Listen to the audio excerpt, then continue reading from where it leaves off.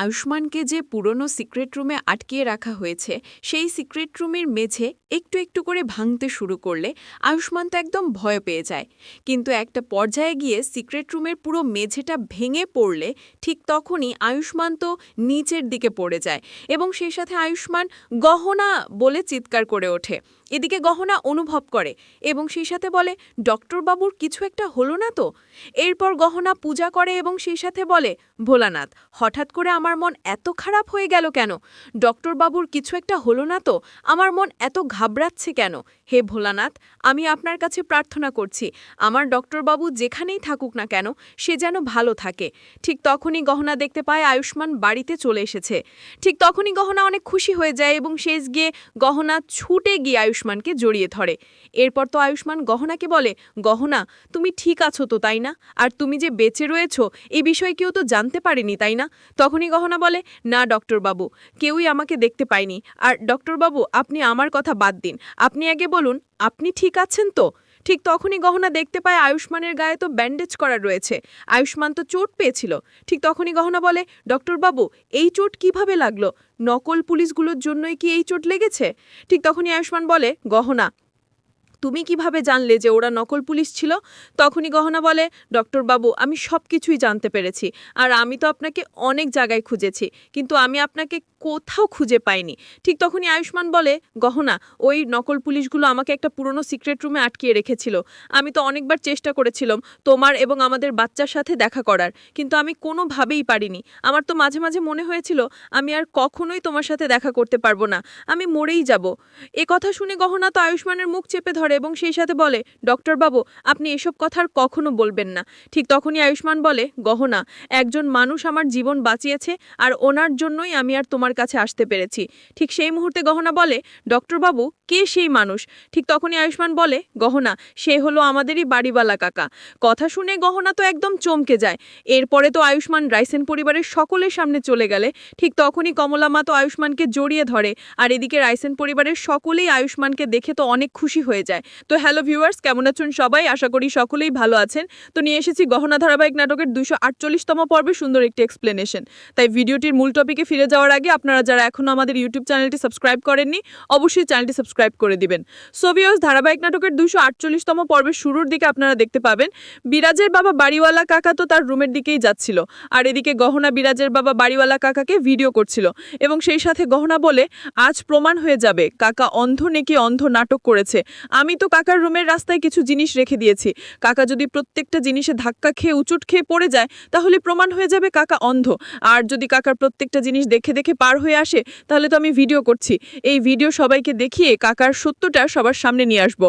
আর এদিকে আমরা দেখতে পাই বিরাজের বাবা বাড়িওয়ালা কাকা তো একটা ফুলের তোড়া এবং সেই সাথে একটা টেবিল অবাধে পার হয়ে যায়। এরপরে তো বিরাজের বাবা বাড়িওয়ালা কাকা দেখতে পায় গহনা তাকে ভিডিও করছে, যার কারণে বিরাজের বাবা বাড়িওয়ালা কাকা নাটক করে সামনে থেকে টেবিলে গিয়ে হোঁচট খেয়ে পড়ে যাওয়ার নাটক করলে ঠিক তখনই গহনা এসে বাড়িওয়ালা কাকাকে উঠিয়ে দেয়। আর এদিকে গহনা ভাবে, আমি তো কোনোভাবে বুঝতে পারলাম না বাড়িওয়ালা কাকা দেখতে পাচ্ছে কিনা, তবে আমার কেন জানি মনে হচ্ছে এই বাড়িওয়ালা কাকা অন্ধ হবার নাটক করেছে।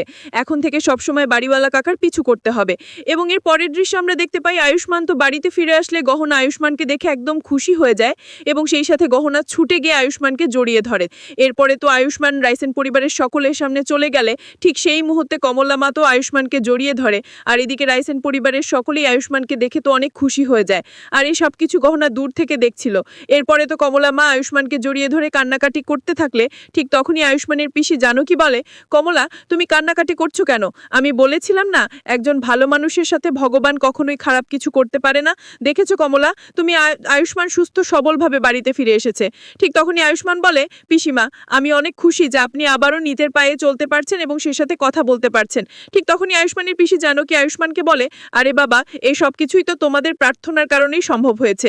ঠিক সেই মুহূর্তে কমলা মা আয়ুষ্মানকে বলে, বাবা আয়ুষ্মান, তুমি এতদিন কোথায় ছিলে আর তোমার শরীরে চোট লাগলো কি করে? তখনই আয়ুষ্মান বলে, মা, আমাকে তো ওই নকল পুলিশগুলো একটা সিক্রেট রুমে নিয়ে গিয়ে বেহুশ করে ফেলে।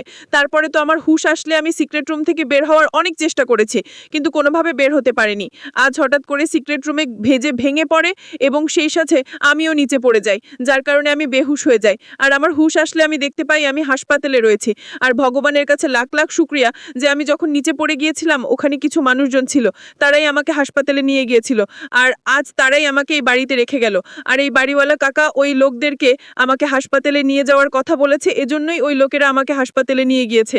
এই কাকার জন্যই আজ আমি বেঁচে রয়েছি। আয়ুষ্মানের মুখে এসব কথা শুনে ওখানে থাকা সকলেই অবাক হয়ে যায়। এদিকে গহনা ভাবে এই বাড়িওয়ালা কাকা তো ডক্টর বাবুর ক্ষতি করার চেষ্টা করতেছেন। এই বাড়িওয়ালা কাকা কেন ডক্টর বাবুকে সাহায্য করেছেন?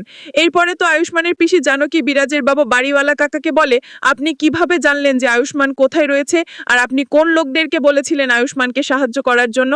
তখনই বাড়িওয়ালা বলে, দেখুন আমার পরিচিত কিছু লোক আয়ুষ্মানকে রাস্তায় পড়ে থাকতে দেখে আমার কাছে ফোন দিয়েছিল, এজন্যই আমি ওই লোকদেরকে বলেছি আয়ুষ্মানকে সাহায্য করার জন্য। এজন্যই ওই লোকেরা আয়ুষ্মানের জীবন বাঁচিয়ে বাড়িতে পর্যন্ত রেখে গিয়েছে। এইসব কথা শুনে কমলামা বাড়িওয়ালাকে বলে, ভাই সাহেব আয়ুষ্মানের জীবন বাঁচানোর জন্য আপনাকে যতই আমি ধন্যবাদ দিব তা কম হয়ে যাবে।